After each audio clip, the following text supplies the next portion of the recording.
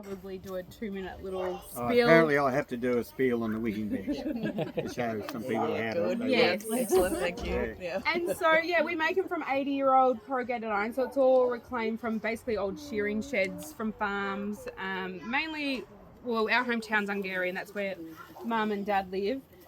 So old shearing sheds, barns. Sometimes we get them from roofs, and Jeanette's really good. She's like, someone's pulling down a roof, Joe. Quick, come down the main street. And we actually got the old cigarette factory roof because of Jeanette about a year ago. So we appreciate people seeing like something being pulled down. Quick, go and get it. But sometimes if they're being painted or if they're only if they're made 50 years ago, they're actually too new, so we can't use those. So it's like, are they painted? Are they 9 ribs wide? So they are a particular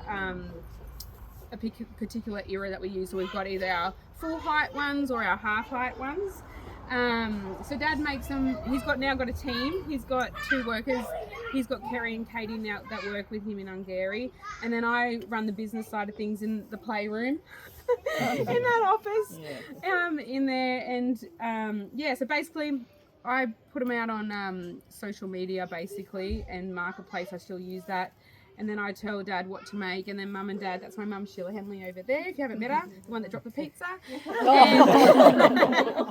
I'm just joking, Mum. And then Mum and Dad will go out and deliver them, and so for us, I think what's made us successful is just being authentic.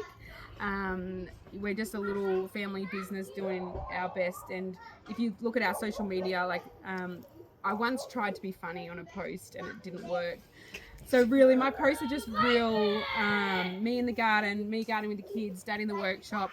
I tried to do this post where I was like singing to the camera with my ear pods on, and you couldn't hear the music, so you just heard me singing, and it was horrendous. And I thought it was like, people are gonna love this. No one loved it, and I was like, delete. I'm never being funny again. So I think it's just finding what works, and for us it's just speaking to the heart. And I'll use Mum as an example. So Mum just dropped the pizza, and everyone just ate that pizza because Mum just nearly dropped that pizza. Like, people want to, feel for realness, not something that's fake or performed. And I got goosebumps saying that. And they just, Mum, that was a real incident that happened, and we all surrounded her, and we're just a real family. And I feel like I've got goosebumps. And people surround us, and I really feel like just genuine connections. Like Jeanette and I, we do collaborations. Jess is my best friend in town, and I'm calling her every week about business support. It's just connecting to what's in your local area, and I showed Jess how to do it. So the online world is the way that I sell our garden beds, but I think community and being in Forbes and having that real connection is so important. So I don't know. I'll let Dad. I could talk. I'm very fluffy and emotional, and I'm an oversharer, and Dad's not. But I want to do a big shout out, obviously, to my dearest friend, Sarah, who is our family photographer, our business photographer, and I'm just so glad to have met her. She's also a customer, and a huge support, and I'm just so grateful. I've only been here for 7 years, but these women in this town have just really held me up.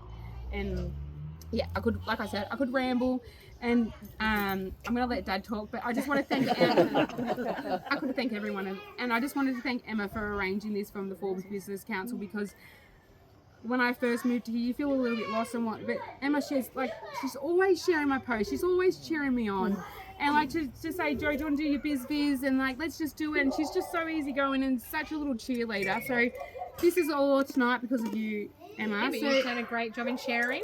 And I've already heard your dad's spiel, and I was quite happy with it. And I could talk. Learning about the wiki bed was great.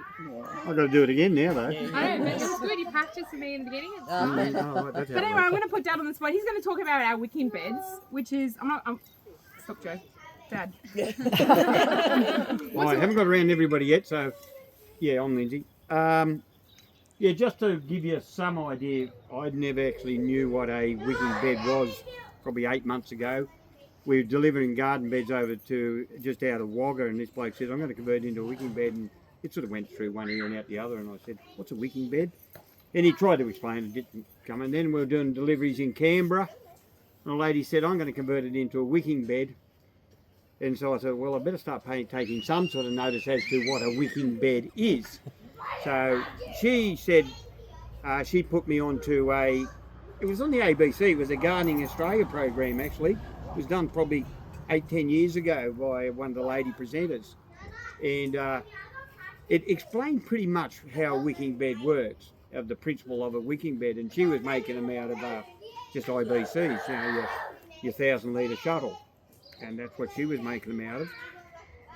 Anyway, I said, well, I'll try and work out how I can make something out of corrugated iron for a wicking bed. And you'll see that one there is, it's a tub made out of, that's got a poly liner inside it, which I bought a $1 million poly lining machine. Well, to use a poly It was machine, $40,000, but it feels like $1 million. you actually have to wear a proper gas mask. You actually have to wear, you've got to, like, you're in our space suit just to use this particular machine. It takes an hour to set it up, an hour and a half to clean it down, and it's just a horrible machine to use. So we then went on, okay, what is some other product that we can use in a wicking bed? And we come across a company in Western Australia who make, it's called, I call it Cromellin, they call themselves Cromlin. Really? I'm right there wrong. I've been telling everyone it's Cromellin. Well, it is in our word. In our world, it is. And I've got to know the company extremely well. So they make it's a rubber-based product, which is still food grade, water grade, which is what we have to be, so you can grow your veggies in it. And what it is, it's an exterior grade waterproofing compound, for want of a better word. And we've now, and I'll show you how it works in a sec. So we're making all our wicking beds, and it's water-based. You wash down with water. You don't have to wear all this clobber or anything. You don't, it's great. You just, because it takes about 6 or 7 layers of this stuff to make one of these. So you're actually going over a particular bed 6 or 7 times. So you don't imagine trying to do that with this $1 million spray machine. So anyway, this is a very small, that's the smallest one we make in the ovals. All those ones all the ones up top, they're all what we call our 2 metre one by 800 wide. So they're all as big as we make for transport reasons, because any bigger than that they just become too clumsy. And we do them all in a circle as well. So I'll explain if you want to. How No, cute. it's a bit hard to